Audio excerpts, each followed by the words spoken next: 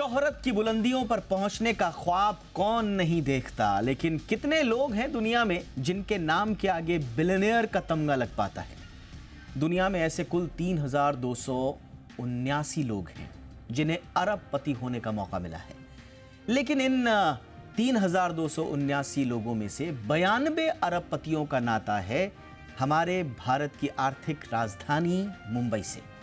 लेकिन मुंबई में अरबपतियों की कहानी की हेडलाइन ये नहीं है, बल्कि कुछ और है।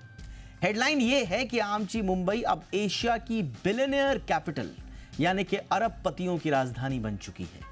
शंघाई के हुरुन रिसर्च इंस्टीट्यूट की ताज़ा रिपोर्ट क्या आई तो माया नगरी मुंबई में आसमान छूती इमारतों से भी बड़ी अरबपतियों की तिजोरियां दुनिया के सामने नमूदार हो गई।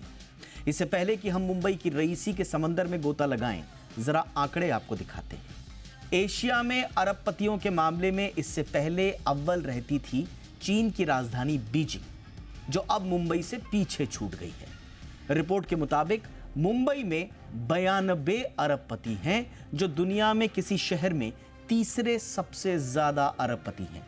पिछले एक साल में मुंबई में 26 नए अरबपति जुड़े और मुंबई के जो कुल 92 लोग हैं जो अरबपति हैं, इनकी संपत्ति अगर आपको बताएं तो वो होती है 445 बिलियन डॉलर्स की। अब कमाल ये है कि इन 92 अरबपतियों की संपत्ति एक साल में 47% बढ़ गई। एक साल में 47%। आखिर कहां से बरस रहा है ये पैसा मुंबई में? कहां से आ रही है इतनी दौलत? विश्लेषण करें तो पता चलता है कि भारत में बढ़ती इकोनॉमिक एक्टिविटीज, दुनिया के निवेशकों का भारत पर बढ़ता भरोसा, कंज्यूमर्स का नया और एक एस्पिरेशनल उभरता हुआ बाजार और पैसा कमाने की उपजाऊ जमीन इसके पीछे का कारण है। लेकिन ये अमीरी कितनी टिकाऊ है, सवाल ये भी है। चीन अभी बुरे दौर से गुजर रहा है, लिहाजा उसके अरबपतियों का तमगा छिना जा रहा है। लेकिन जिस दिन चीन के संकट ने करवट ली, क्या उस दिन उसके अमीरों के दिन भी लौट जाएंगे? क्या भारत में सिर्फ मुंबई ही अरबपतियों का कारखाना बन रही है या दूसरे शहर भी ये कुव्वत रखते हैं? तफसील से आज बात करेंगे उन दो खास शख्सों के साथ जो अमीरों यानी कि हाई नेटवर्थ इनकम वाले लोगों को और अमीर होने के नुस्खे यानी कि सलाह देते हैं। स्वागत कीजिए अजय बग्गा सर का, जो कि चेयरमैन है एलिमेंट्स प्लेटफॉर्म के और जाने माने मार्केट एक्सपर्ट हैं। बग्गा सर, गुड इवनिंग, बहुत बहुत स्वागत है आपका। और हमारे साथ हैं बहुत ही ख़ास मेहमान अनुराग सिंह जी, जो कि बहुत दूर चमक दमक के बीच अमेरिका से हमारे साथ जुड़ते हैं, हमारे लिए वक्त निकालते हैं। मैनेजिंग पार्टनर हैं एनसेट कैपिटल के। बहुत बहुत स्वागत है अनुराग सर आपका भी हमारे शो पर। बग्गा सर, आपसे चर्चा की शुरुआत कर रहा हूं। बुनियादी सवाल तो यही है सर, चर्चा सब जगह यही हो रही है, इतना पैसा, इतनी दौलत, इतनी अमीरी कहां से आ रहा है सर मुंबई में ये पैसा? नहीं, देखिए, मुंबई कमर्शियल कैपिटल है और अगर आप ये लिस्ट एनालाइज करें तो इसमें फाइनेंस के भी दिग्गज हैं, उदय कोटक साहब से हेमेंद्र कोठारी साहब से मोतीलाल जी, रामदेव जी, दिलीप ठक्कर जी, और साथ में रियल एस्टेट वाले हैं, फार्मा है, मैन्युफैक्चरिंग कंपनीज हैं, पॉलीकैब जैसे, सुप्रीम इंडस्ट्रीज जैसे, बालकृष्ण इंडस्ट्रीज जैसे, टायर की कंपनीज हैं। तो मुंबई कमर्शियल कैपिटल रहा है भारत का, और केवल फाइनेंस से ही नहीं, हम देख रहे हैं रियल एस्टेट से, रिटेल से राधाकृष्ण जी हैं, गोपी कृष्ण जी हैं, एवेन्यू सुपरमार्ट के, 6 फैमिलीज हैं गोदरेज की, 6 फैमिलीज हैं एशियन पेंट के ओनर्स की, इसमें सुप्रीम इंडस्ट्रीज की 3 फैमिलीज हैं, पिडिलाइट अगर आप देखें फेविकोल बनाने वाले, उनकी 5 फैमिलीज हैं, प्रोमोटर फैमिलीज जो इस लिस्ट में आती हैं दीपक जी। तो मिश्रण है। रियल एस्टेट बॉम्बे का बहुत अच्छा चल रहा है। पिछले साल अगर आप देखें, भारतीय स्मॉल कैप इंडेक्स 70% बढ़ा, भारतीय मिड कैप इंडेक्स 60% बढ़ा, भारतीय निफ्टी जो है 29% बढ़ा। और ये हमने देखा कि साथ में भारतीयों की जो उच्च दर्जे की नेटवर्थ वाले भारतीय हैं, उनका मार्केट से भी बेटर प्रदर्शन रहा, उनका नेटवर्थ और तेजी से बढ़ा। तो ओवरऑल भारतीय मैक्रो है, भारत का मैन्युफैक्चरिंग पे जो फोकस आया है वो है। वैल्यू अनलॉकिंग जो हो रही है, तो नायका की फाल्गुनी नायर जी और फैमिली हैं, कुणाल शाह हैं क्रेड के, जिन्होंने सीरियल एंटरप्रेन्योर हैं जो, तो इस तरह के न्यू इकोनॉमी के भी नाम हैं दीपक जी। तो मिश्रण है, और बॉम्बे एक ऐसी जगह है जहां आपको कॉस्मोपॉलिटन सब तरीके के इंडस्ट्रीज फ्लरिश होते दिखते हैं, और वही ये 92 लोग हैं जिनका आपने जिक्र किया। एब्सोल्युटली सर, ये बहुत अच्छे से आपने बताया सर, और सेक्टर वाइज भी बताया, और कौन कौन लोग और फैमिलीज़ इस लिस्ट में हैं उनके बारे में तफसील से आपने जानकारी दी। स्वाभाविक है आप इस पूरे सेक्टर पर सबसे बारीक नज़र रखने वाले उन चंद लोगों में से हैं। बट अनुराग जी, मैं थोड़ा सा आपके पास आऊँगा। मैं एनालाइज कर रहा था कि ये ग्रोथ दरअसल मुंबई के बिलियनियर वेल्थ को अगर हम देखें, जिसमें कि सर्ज यानी इंक्रीज देखें तो 47% का है, तो ये कहानी 47% इंक्रीज की है, या इन कॉन्ट्रास्ट जो बीजिंग की जो बिलियनियर वेल्थ का डिक्लाइन है $265 बिलियन का, 28% डिक्रीज की, या ये उसकी कहानी है? हम ज़्यादा अमीर हो गए, या चीन थोड़ा सा गरीब हो गया, या पैसे उनके कट गए? ये कहानी कौन सी ज़्यादा आपको मुफीद लग रही है? करेक्ट। तो दीपक, कहानी कुछ इन दोनों हकीकतों के बीच की है। ओके। मुझे मुझे ध्यान आ रहा है कि एक बार हमारे, जब मैं एमबीए दिनों में, एक बड़े फेमस लेफ्टिस्ट प्रोफेसर थे, वो पढ़ाने आए थे। हाँ। करीब काफी साल पहले की बात है। तो उन्होंने कहा था कि देखिए, सबसे अमीर लिस्ट तो इंडिया में, खैर अभी मैं नाम नहीं लूंगा, लेकिन वही नाम है तकरीबन। उन्होंने कहा देखो ये है, लेकिन अनऑफिशियली जैसे कि दो तीन नाम उन्होंने लिए कि they are the richest, right? So एक तो ये बड़ा खेल है दीपक के, ये सब लिस्टेड मार्केट का है, लेकिन इंडियन इकोनॉमी ट्रेडिशनली जमीन, प्रॉपर्टी और इंडस्ट्रीज की वेल्थ से अब न्यू एज वेल्थ की तरफ जा रही है। तो ये बड़ा अच्छा मूव है। However, to your question, Deepak, Chinese market, Chinese economy about $18 trillion की है, और उनका स्टॉक मार्केट अबाउट $12 ट्रिलियन के आसपास, 10 से 12 के बीच में ट्रिलियन के वैल्यूएशंस पर है। तो which is like 60% of the economy, उनका स्टॉक मार्केट वैल्यूएशन है। Compared to that, Indian economy is about $3.5 trillion. Indian market has already crossed $4 trillion of market cap. तो हम 120% ऑफ जीडीपी पर बैठे हैं, वो 60% ऑफ जीडीपी पर बैठे हैं मार्केट कैपिटलाइजेशन के हिसाब से। सो नेचुरली आई वुड से कि उनके बिलियनर्स की संख्या जितनी होनी चाहिए उससे करीब आधी होगी। Plus there are lot of unofficial billionaires in China as well, right? तो वो भी है। और हमें थोड़ा लेग अप मिला है, बिकॉज ये जो आपने 47% राइज बोला, इट हैज, आई वुड से largely it has come because हमारा वैल्यूएशंस इस समय काफी रिच है मार्केट्स में। But that aside, I think जो मेजर टेक अवे है दीपक, इसमें जो सेलिब्रेट करने की बात है ना, वो ये है, पहली बात तो कि जनरली हमें सेलिब्रेट करना चाहिए, बिकॉज अभी वो चर्चा बार बार आती है उसमें कि हम एक the goals of the youth should be to become one of these people, start companies, become rich, create employment versus just become a government servant or get into civil services. So ये important है, और stigma नहीं होना चाहिए पैसे कमाने के पीछे। और आई थिंक अब जो भी इन्वेस्टर्स आपके चैनल देखते हैं, दे अंडरस्टैंड दैट अमीर होना बुरी बात नहीं है। आप भी सिस्टम का हिस्सा बनिए, या कंपनी स्टार्ट कीजिए या कंपनी में हिस्सेदारी खरीद लीजिए। एब्सोल्युटली। तो क्या भारतीय लोगों की मनोदशा पैसे कमाने को लेकर बदल रही है? थोड़ा सा सेक्टर वाइज में थोड़ा सा और डीप इसको डिग करना चाहूँगा बग्गा सर आपके साथ। स्पेसिफिक सेक्टर्स की अगर हम बात करें, थोड़ा सा अगर एनालाइज करें, तो इसमें ये जो इंडियाज़ बिलियनियर बूम जिसे कहा जा रहा है, इसमें फार्मास्यूटिकल इंडस्ट्री जो है वो पैक को लीड कर रही है। 39 बिलियनर्स निकले हैं यहाँ से। इसके बाद ऑटोमोबाइल और ऑटो कंपोनेंट इंडस्ट्री से 27 निकले हैं।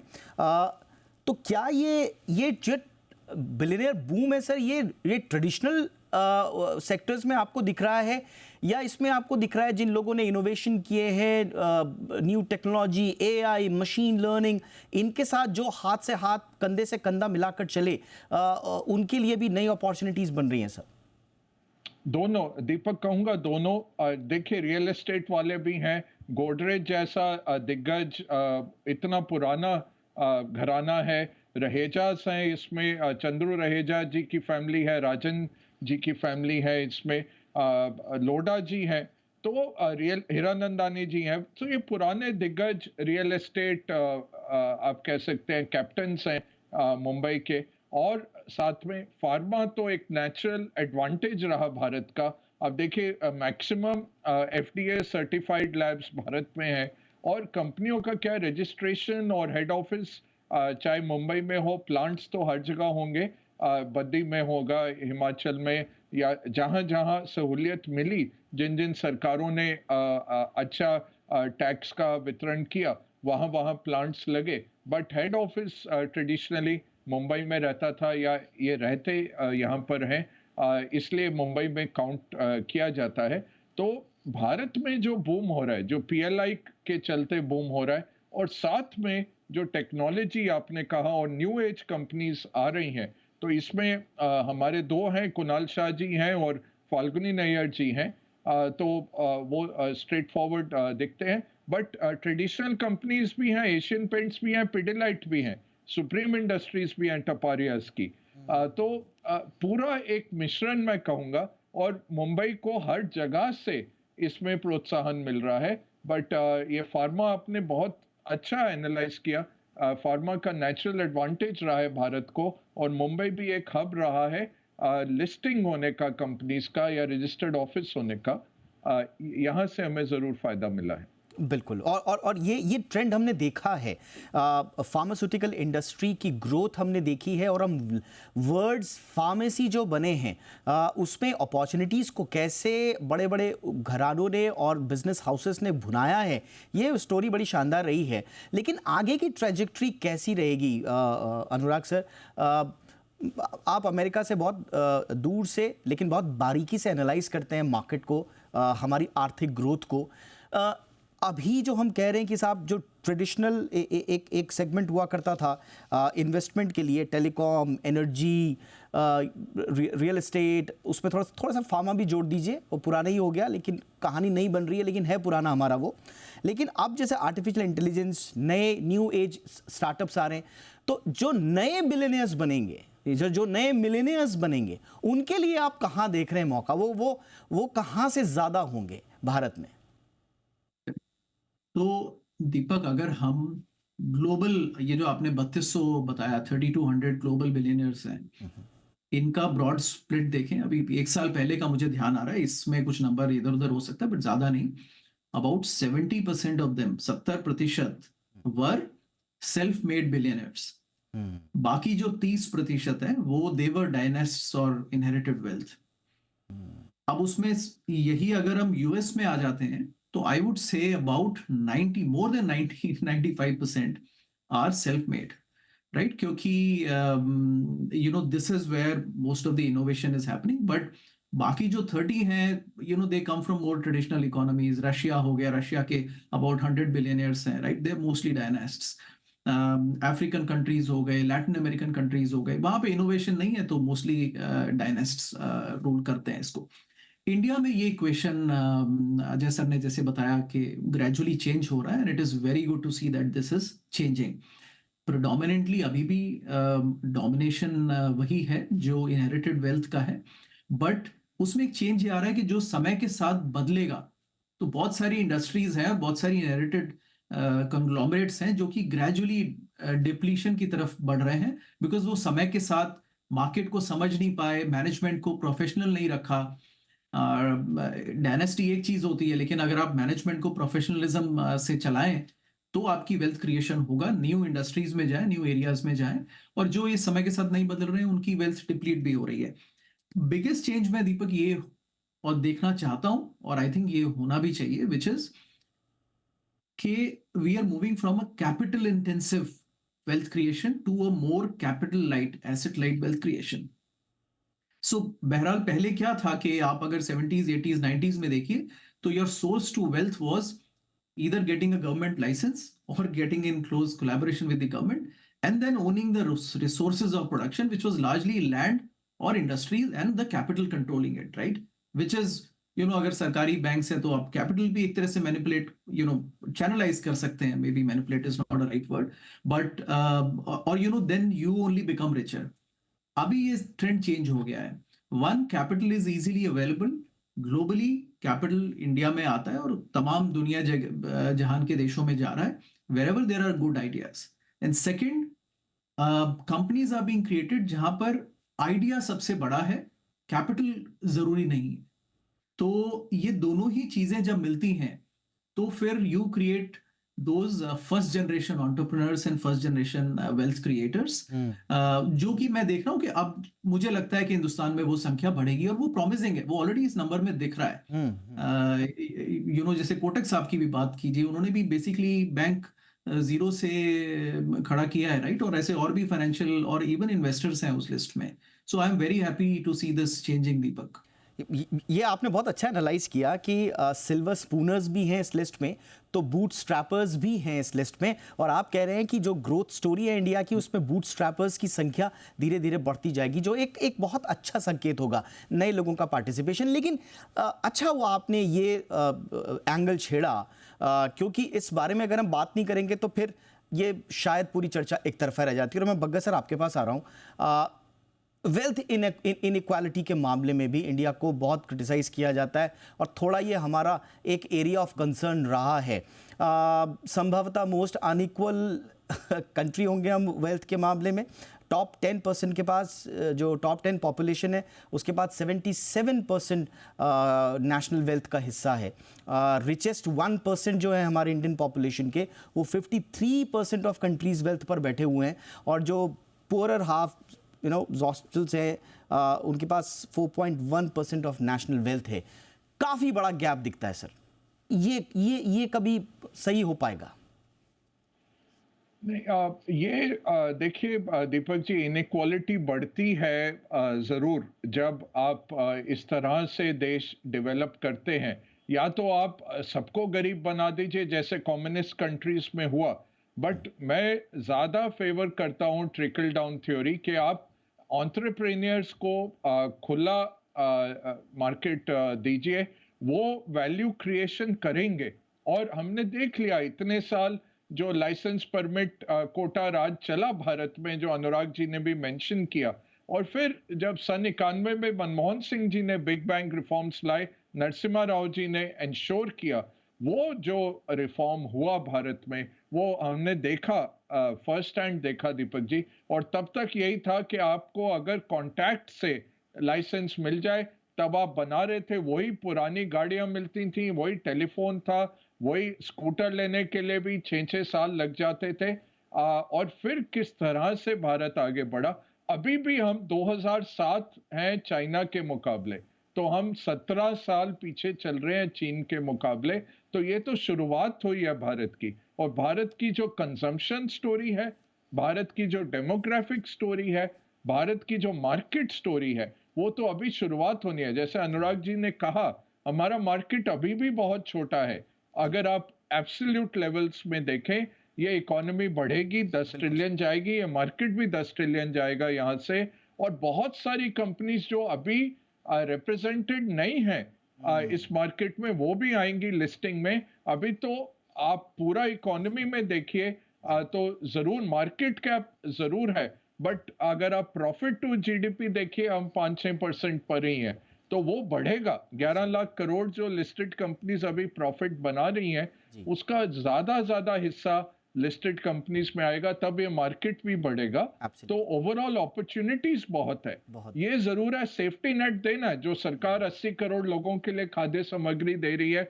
नौकरियां सरकारें नहीं बना पाएंगी दीपक जी सर, नौकरियां एंटरप्रेन्योर्स बनाएंगे। और यानी कि अमीरी अभी शुरू हुई है, आप यही कह रहे हैं। अभी आगे आगे देखिए होता है क्या। लेकिन हमारी उम्मीद यही रहेगी कि ये समृद्धि, ये अमीरी इंक्लूसिव हो, नए बिलियनियर्स बने तो नए मिलेनियर्स भी बने, नए लखपति भी आएँ, और गरीबी से निकलने की जो हमारी रफ्तार है वो और तेज़ बढ़े, लोग समृद्ध होते जाएं, और ये अमीरी सबके लिए हो, ये समृद्धि सबके लिए हो। इसी उम्मीद के साथ इस चर्चा को यही खत्म करते हैं। मज़ा आ रहा था, बहुत अच्छे इंसाइट्स मिले आप दोनों से, हमेशा की तरह मैं गदगद हो जाता हूं। ऐसा लगता है कि काफ़ी फुलफिलिंग डिस्कशन रहा है हमेशा आपके साथ। बग्गा सर, कुछ कह रहे हैं आप? नहीं, और ये मेरे अनुराग जी के साथ और शो करवाया करिए, हम दोनों की जुगलबंदी बहुत अच्छी सर रहती बहुत है। अच्छी है, बहुत बिलीव मजा मी आता है सर, इनके साथ। बिलीव मी सर, बहुत अच्छी है, मुझे बहुत मजा आया। आई प्रॉमिस सर, और ये मैं अपने लिए खुद प्रॉमिस कर रहा हूँ कि मुझे आप दोनों को फिर दोबारा शो पर लगातार लेके आना है, और हमारे दर्शक भी बहुत इंजॉय करते हैं आपके इनसाइट्स को। Thank you so much sir. Anurag sir thank you so much. Bagga sir thank you sir.